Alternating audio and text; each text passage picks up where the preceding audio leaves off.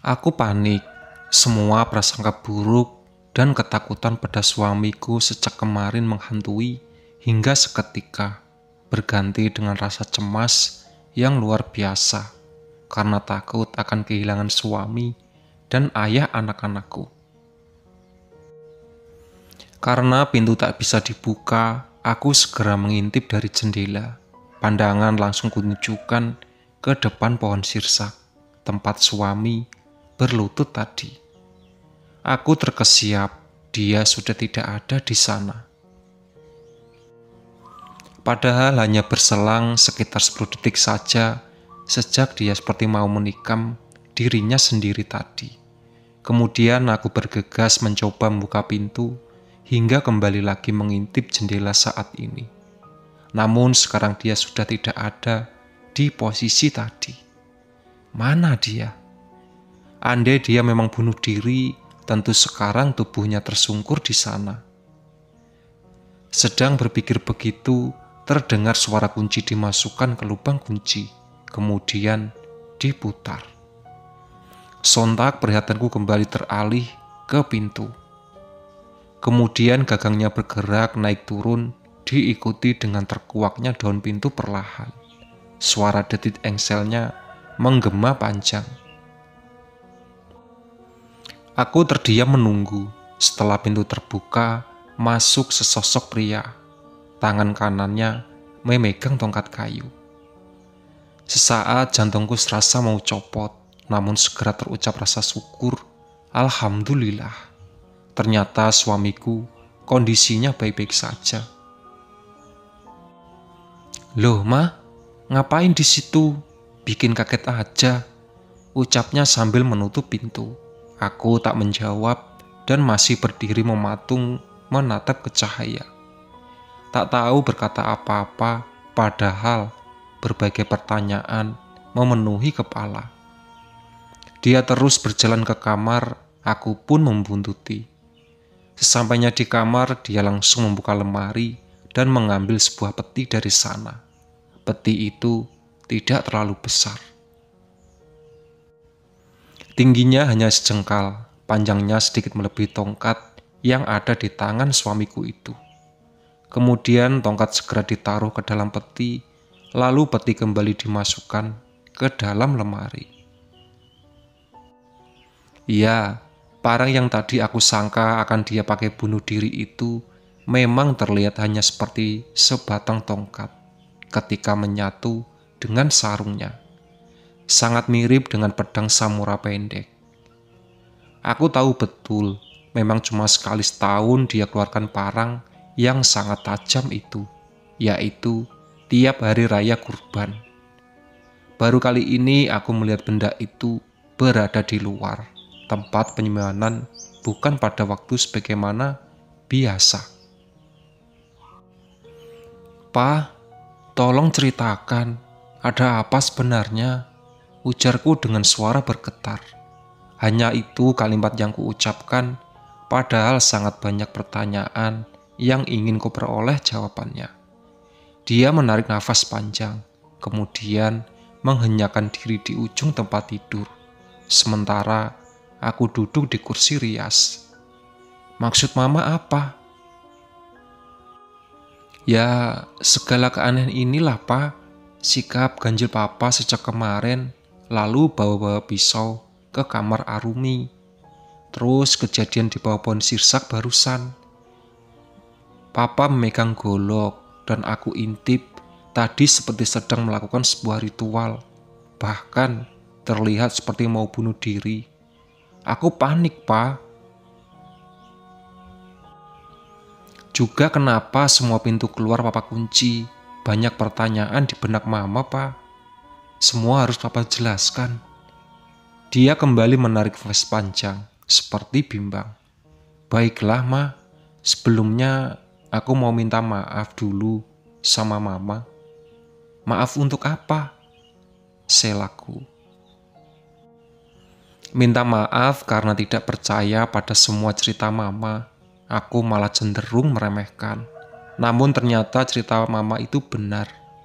Maksudnya, kembali ku seko. Mama dengar dulu selesai ya, jangan disela. Begini Ma, setelah semua cerita Mama kemarin aku bantah, sorenya kan aku menemani anak-anak yang sedang bermain di dekat pohon sirsak.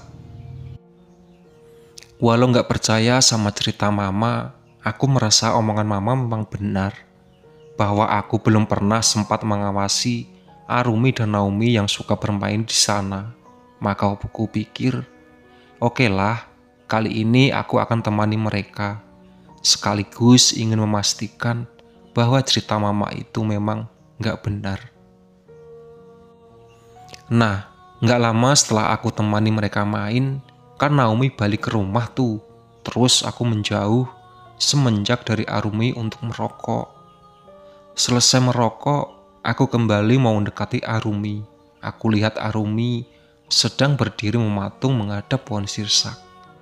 Lama aku tunggu, dia masih saja mematung. Ini barangkali keanehan Arumi yang Mama ceritakan itu, gumamku.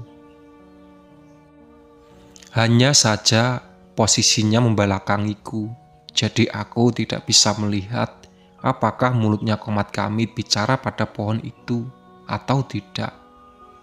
Perlahan aku berjalan mendekat, berusaha melangkah dengan senyap supaya Arumi tidak menyadari kehadiranku di belakangnya.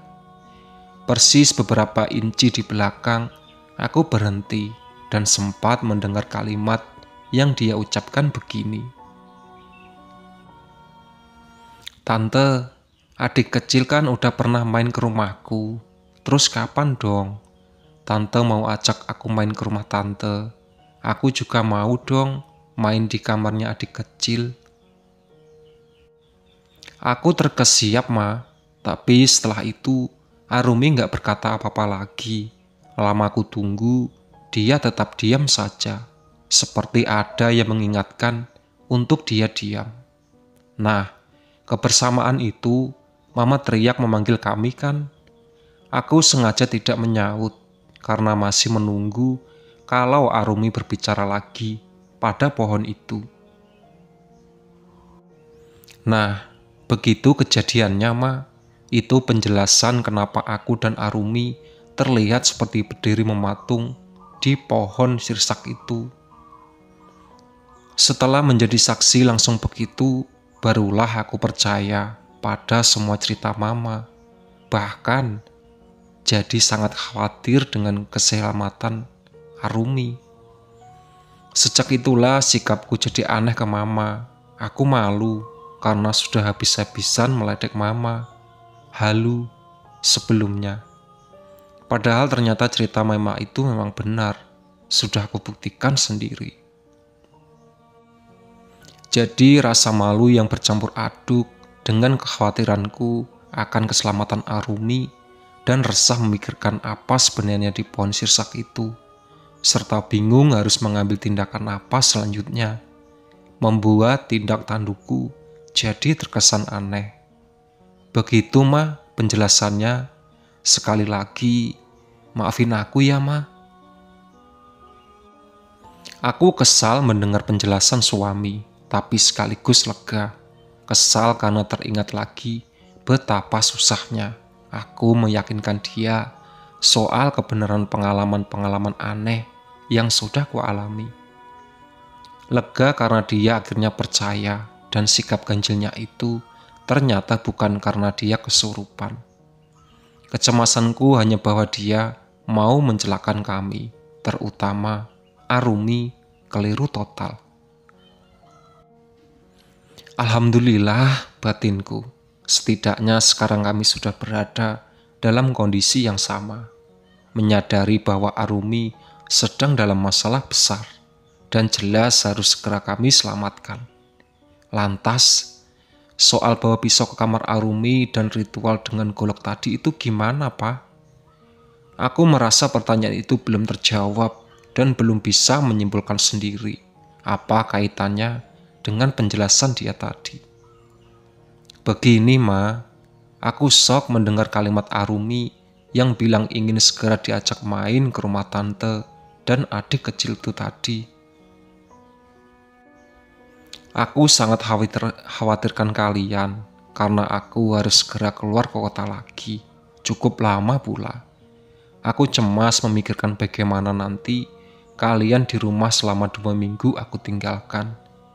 Pasti berbagai kejadian aneh akan mama alami lagi. Dan paling bikin aku ngeri, membayangkan jika Arumi benar-benar dibawa pergi. Aku segera menelpon Mas Lukman. Aku ceritakan semua. Nah, Mas Lukman bercerita bahwa aku dulu juga pernah mengalami kejadian serupa ketika seumuran Arumi. Aku jelas tidak ingat apakah benar pernah mengalami, tapi jarak umurku dengan Mas Lukman kan sangat jauh, hampir 12 tahun. Tentu dia ingat segalanya karena saat itu sudah remaja. Mas Lukman bilang ketika kakek berhasil menyelamatkanku, penunggu pohon juga berhasil diusir kakek. Itulah makanya pohon sirsak itu dibiarkan tetap tumbuh. Karena kata kakek, pohon itu sudah tidak ada apa-apanya lagi, sudah aman, jadi tidak perlu ditebang. Tak baik menebang pohon yang selalu berbuah dengan lebat dan buahnya bisa jadi sumber kebaikan manusia. Lalu Mas Lukman menceritakan apa yang dilakukan kakek itu ketika sehingga bisa menyelamatkanku dan mengusir pohon. Katanya coba terapkan apa yang pernah dilakukan kakek untuk menyelamatkan Arumi dan mengusir penunggu pohon. Bisa jadi itu masih penunggu pohon yang lama, yang entah kenapa balik, atau penunggu baru, yang juga kita tidak tahu kenapa sampai ada di sana. Sebab kita tidak tahu apa saja yang dilakukan oleh para penghuni rumah ini selama dikontrakan, setelah orang tua kami meninggal lebih 7 tahun yang lalu. Aku bergumam panjang mendengar penjelasan suami, mulai paham arahnya. Memangnya menurut kakek kamu, makhluk apa yang bersemayam di pohon itu, Pak? Terus, apa yang beliau lakukan ketika itu? Itulah sahabat cerita dari Pindah Rumah. Ditunggu part selanjutnya. Oke?